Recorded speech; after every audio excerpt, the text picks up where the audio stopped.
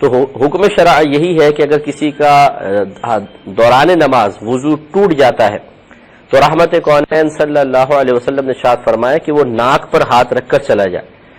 تو ناک پر ہاتھ رکھنا اس لیے کہ تاکہ لوگوں کو گمان ہو کہ اس کی نکسیر پھوٹ گئی ہے، شاید خون نکل آیا، تو اس طرح اس کا پردہ بھی رہ جائے گا اور یہ کہ لوگ اس کو سمجھیں گے وہ ذرا ٹھیک ہے۔ تو حکم شرع یہ ہوتا ہے کہ وہ جب اس کے وضو ٹوٹ جائے تو پھر کھڑا نہیں ہو سکتا انسان، فوراً سے پیشتر اس کو سب سے نکل جانے کا حکم ہے۔ اگر کوئی شخص شرم میں، مروت میں، ڈر میں، خوف میں کھڑا رہا کہ چلو وضو تو میرا گیا، ایسی نماز پڑھ لیتا ہوں، ایسی مطلب اٹھک بیٹھک ہو جائے گی میری، نماز تو نہیں ہوگی، تو یاد رکھیں کہ چونکہ یہ قطع صف کا سبب بن رہا ہے، اس کی وجہ سے صف مکمل نہیں ہو پا رہی، درمیان میں کھڑا ہو گیا، اور قطع صف جو ہے کرنا، جان بوجھ کے کرنا، یہ گناہ کبیرہ ہے، کیونکہ نبی کریم صلی اللہ علیہ وسلم نے قطع صف کی بہت شدید مذمت فرمائی ہے۔ لہذا اس شخص کے لیے حکم شرع یہی تھا کہ یہ فوراً اس صف سے علیحدہ ہو جاتا۔ اور یہ یاد رکھیں کہ اگر کوئی شخص کسی کا وضو ٹوٹ گیا اور وہ نماز کو پڑھتا رہا یہ سوچ کے کہ میرے لیے جائز ہے، یعنی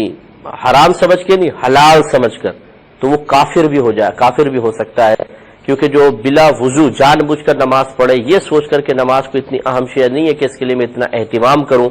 تو اس میں تحقیر نماز بھی ہے، توہین نماز بھی ہے، اللہ تعالیٰ کے حکم کی تحقیر ہے، تو یہ حکم کفر میں آئے گا۔ لیکن اگر کوئی شخص حرام ہی سمجھتا ہے، ناجائز سمجھتا ہے، لیکن وہی جیسے میں نے آپ کو عرض کیا خوف ہے، ڈر ہے، اسے یا مسئلہ معلوم نہیں، جہالت ہے، اب وہ گھبرا گیا کہ میں کیا کروں، توڑ کے جاؤں، ٹھہر جاؤں، لوگوں کو عموماً معلوم نہیں ہوتا، تو وہ نماز پھر جاری رکھتے ہیں، رکوع سجود کرتے رہتے ہیں، آخر میں پھر ان کو پتہ چلتا ہے کہ جی جب کسی سے پوچھتے ہیں تو یہ مسئلہ تھا،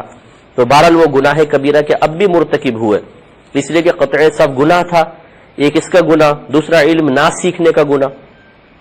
تو جیسے ہی وضو ٹوٹے حکم شرع یہ ہے کہ ناک پہ ہاتھ رکھ کے پیچھے نکل جائیں۔ اب لازم سی بات ہے جب آپ جائیں گے اگر پیچھے صفوف ہے تو تھوڑا تھوڑا آپ درمیان میں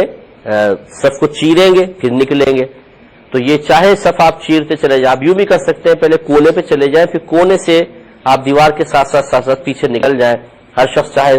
چاہیے اس کو تھوڑا سا رستہ دے دے، آپ نکل جائیں، حالت نماز میں رستہ دے دے، آپ نکل جائیں، لیکن کرنا پڑے گا۔ اچھا، اب جب آپ نکل گئے تو آگے صف خالی ہو گئی، جگہ خالی ہو گئی۔ اس میں ایک تو طریقہ یہ بھی ہو سکتا ہے کہ جو ادھر والے ہیں، مثلا آپ چلے گئے تو ادھر والے سب اس طرف مل جائیں، یہ درمیان میں مثلا امام ہے، ادھر سے آپ نکلے ہیں تو جو اس طرف کے نمازی ہیں وہ سب ایک دوسرے کے ساتھ مل جائیں تو کونے میں جگہ خالی ہو جائے گی۔ اب پچھلے صف والا آگے بڑھ کر اس جگہ کو پر کرے گا، پھر اس سے پچھلے صف والا اس جگہ کو پر کرے گا، اس سے پچھلے والا اس جگہ کو پر کرے گا، تو اب یہ جو